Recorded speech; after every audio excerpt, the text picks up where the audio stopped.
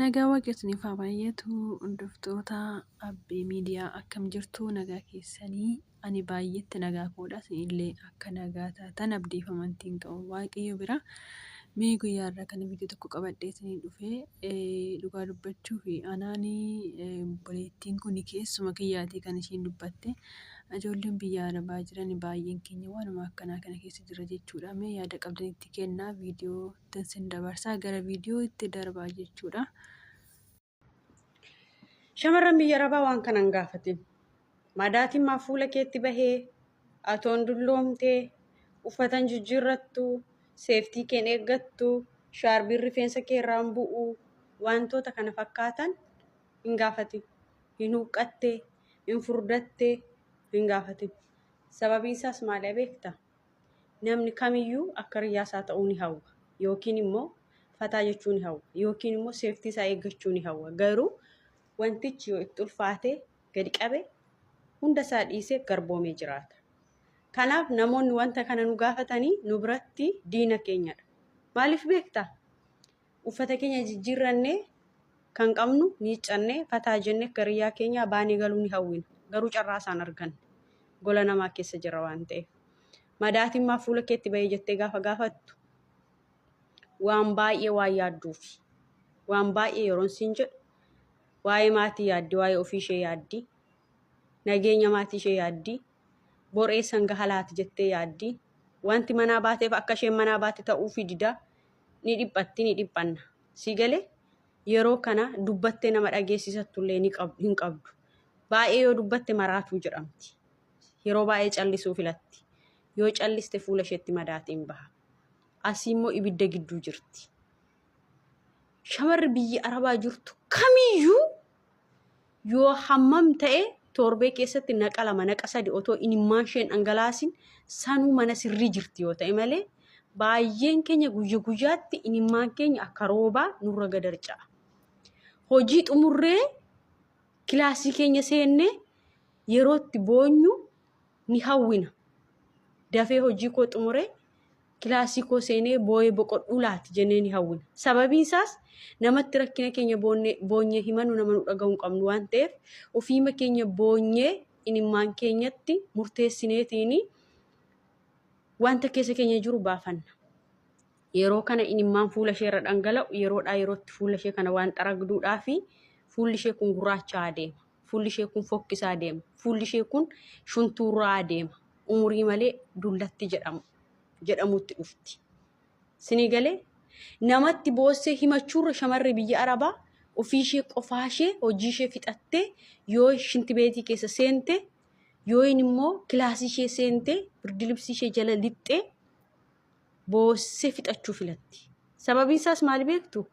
Namatti boossee yoo himatte namni ishee hubatu hin jiru sammuun ishee sirrii miti jedhamti waan ta'eef. Kanaafuu garaa isheetti qabatte. Sanumayyuu immoo boossee fixachuuf carraasaa argachuu dhiisuu dandeessi. Hojii ishee fixattee uffee jettee shinti beetii seentee qollofattee boo'een fixadha jettee isheetii imimmaan ishee fidee imimmaan ishee dhufee ija ishee guutuu madaamiin ishee waamti. Yaa Saaraa, yaa Maartaa, yaa eenyu jetti. Na'aam jettee imimmaan ishee isa dhufeeru ofitti deebistee baatee qajeelti. Yeroo kana fuulli ishee badaa dhufa. Tokkoffaan nama ishee hubatu hin qabdu.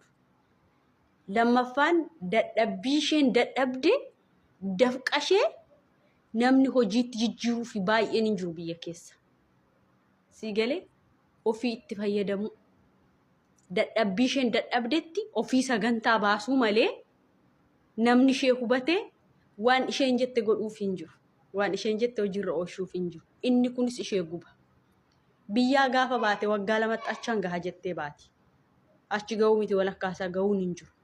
Inni kunis ishee guba. Sababii kanaafi fuula isheetti madaatiin yaa'a. Sababii asiitii halkaniif guyyaa dhaabattuu fi qaamni ishee ni hir'ata. Sababii qaamni ishee dadhabuu fi uffata ofirraa jijjiiruullee ni dadhabdi. Rifeensa ishee sirreeffachuullee ni dadhabdi. Gaaffii kana shamara biyya arabaan gaafatinaa. Waa'ee boo'ichaa haadha mucaa duutee hin gaafatinaa. Akkuma jedhamu maal taate huqqatte, maal taate kana taate, maal taateetu madaatii baaste, maal taate akkas taate jettanii shamara biyya arabaan gaafatinaa. deebii isinii deebistuu hin qabdu waan ta'eef. Baay'ee yoo dubbatte maraatu waan jedhamtu ciniinnatte ilmaan ishee qabattee teessi waan ta'eef gaaffii akkasii shamara biyya arabaan gaafatina. Guyyaan kun darbee gaaf tokko ifattan baha jettee mudhii ishee hidhattee jirti.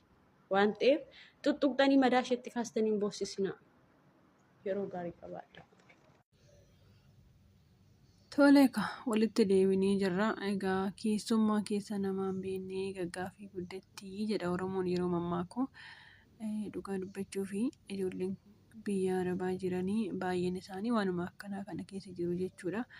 Garuu immoo gara miidiyaa kanatti gaafa dhufanii keessa isaaniitii gammachuu fuula isaanii agarsiisuuf gara miidiyaa kana dhufanii namoonni baay'een waan baay'ee jedhanii koomantii jalatti harrabsu jechuudha. Garuu dhugaan jiru isaamuma mucayyoon jette kana dhugaa dubbachuuf taanan baay'een keenya dadhabnee hojii hojjennee xumurree hin boqannu. Dhugaa dubbachuu fi baay'een keenya nyaatuma gaallee hin argannu. Deebi'ee immoo jechuudha hojiirree hojjennee xumurree gaafa itti boqonnaa dhabnu jirra. Fakkeenyaaf hojii xumurree gama keenyan gaafa xumurre immoo yookaan ijoolleen isaanii gaafa itti boqonnaa nama dhowwantu jira.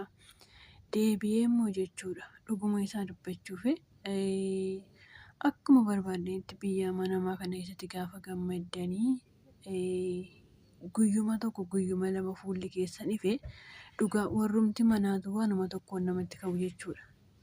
Kanaafuu walumaa galattuu yeroo itti yaadanii wanta baay'eetu jira jechuudha. Kanammoo kan nama godhu maal akka ta'e beektu kaayyoo keenya jechuudha. Kaayyoodha malee namni jaalatee hin gabroomu. Nu amma gabrummaa waan baay'ee baannee jirra jechuudha biyya arabaa kana keessa. Kana bichaa xiqqoo hojii hojjechuun gaariidha. Namni fayyaa qabu tokko yoo hojii hojjete maaliif kaayyoo isaa gara fuuldura isaa irraa kan osoo hin taane abdii isa gara fuulduraa isa boruu sana ilaala waan ta'eef jechuudha. Garuu inni biroo immoo jechuudha asii hojjetanii dadhabanii hojii hojjetan sana waan argatan sana fakkeenyaaf amma garuma biyyaatti illee gaafa ergatan baay'een keenya kan hojiirra nu oolu jira. Kan hojiirra immoo nu oollee baay'eetu jira jechuudha. Karaa maatiitiin, karaa abbaa manaatiin, karaa obboleessatiin, karaa obboleettiitiin kan dafqa isaanii nyaatamu baay'eetu jira jechuudha. Kana namni waan kana keessa namaaf beeku hin jiru. Garuu maalluun jedhu shamara biyya arabaa maraattuu, shamara biyya arabaa qalbiin qabdu, shamara biyya arabaa akkanaa akkasiin hin jiru jechuudha. Kun warra akkana jedha warra danqoora dhugaa sammuun isaanii hin hojjenne jechuudha. Isaantu maraattota malee nuti maraattota miti. Nuti waan baay'ee dandeenye jiraanna. Waan ilmoon namaa hin dandeenye jiraannaa jechuudha. Kanammoo kan nu godhu maalidha? Kaayyoo keenya. Kanaafuu walumaa galattuu maal jechuun barbaada? Jechi mucayyoon jette kun sirriidhuma. Baay'een keenya waanuma akkanaa kana keessa jirra. Egaa Waaqayyoo kaayyoo keenya galmaan nuuf ga'ee nunis akkuma warra biyya jiruutitti akkuma gizee maatii keenya biraa baanii gammachuu qabnu sanitti Waaqayyo immoo saniin caalatti kaayyoo keenya galmaan nuuf ga'ee akka biyya keenyatti immoo deebinee gammannuuf akka nu gargaaruuf Waaqayyo biraa abdiin qaba. Abdiin kutatina warri haala mucayyoo nama jette kana keessa jirtanii abdiin kutatina maaliifiin kun waanuma jiru banuma mana namaa hunduma keessa jiru jechuudha. Isinii galee waanuma mana namaa hunduma keessa jiru abdiin kutatinaa har'a yoo dukkanaa'e dirqama borummoo hin ifa jechuudha. Maaliif jennaani akka dukkanaa'eetti nafumaan ta'eef jechuudha. Dukkanni hin bariine hin jiru. Kanaaf warroonni shamarran biyya arabaatiif yaadan taane qabdanii yaada keessan sirreeffadhaa. Kanaaf gaafa biyya galan yaada isaanii keessan sirreeffadhaa. Malee jecha hin taane ittiin darbatina. Shamarran biyya arabaa waan akkanaa kana dabarsu yeroo argatanii nyaatu yoo dhaban hin taa'u. Wantoota baay'eedha jechuudha. Ani himee hin danda'u. Mucooyyittiin dhuguma dubbatte jechuudha. Waan akkanaa jira. Nuti rakkina keenya imimmaan keenya hin dabarfanna. Namni nu hubatu hin qabnu. Waaqayyo isa tokkicha yoo ta'e malee dhugaa dubbachuuf nama nu hubatu hin qabnu jechuudha. Kanaaf immoo nuti nama nu hubatu hin qabnu jennee abdiin murruu abdiin keenya Waaqayyoodha waan ta'eef jechuudha.